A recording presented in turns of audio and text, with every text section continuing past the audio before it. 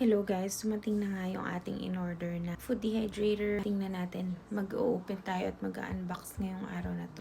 Siya. Pero, teka lang, malamig kasi. So, magsusuot muna ako ng slipper. Ayan, to. Guys. So, malamig na ngayon dito guys. Kaya, malamig na nga ngayon dito.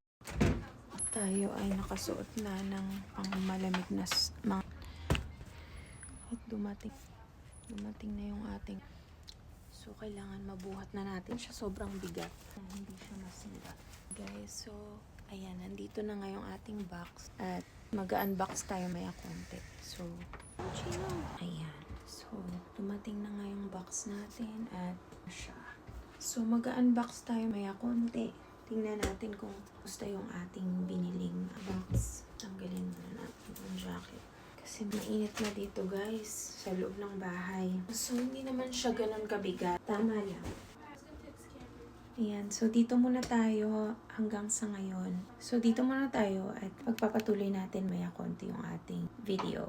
So, yun nga. Ito, nandito na yung ating in-order na box. I-unbox natin siya maya konti.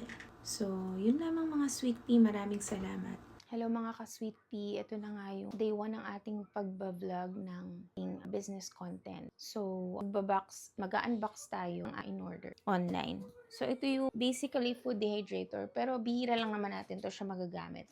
Pang backup lang siya, just in case. At saka, nabili ko siya online during Black Friday dito sa amin. So, try nga natin siyang i-open. Nabili ko siya sa Amazon. Tingnan nga natin kung kamusta naman yung in-order natin na dehydrator.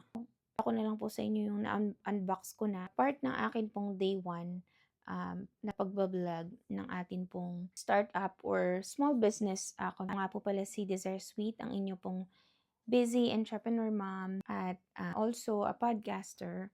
At ito po yung ating corkboard na part po ng aking office at ipapakita ko po sa inyo. Ayan. So, in-order ko po siya online from Amazon. At ko lang po kung maganda po siya. At ipapakita ko rin po sa inyo kapag nilagay ko na po siya sa wall ng atin pong office. Ayan, ayusin po muna natin yung video. Ito nga po pala naman yung isa kong binili para mag-match po siya dito sa kulay ng corkboard na wooden pin. Ayan, guys. So, ito yung napili kong color kasi brown yung aking wall. Medyo mag-match din dun sa aking office. So, ayan. Matchy-matchy siya, di ba? Tapos, ito naman yung in-order ko rin online. Fly by Jing. Ayan. So, yung aking sister-in-law ang nag-introduce nito sa akin. So, ano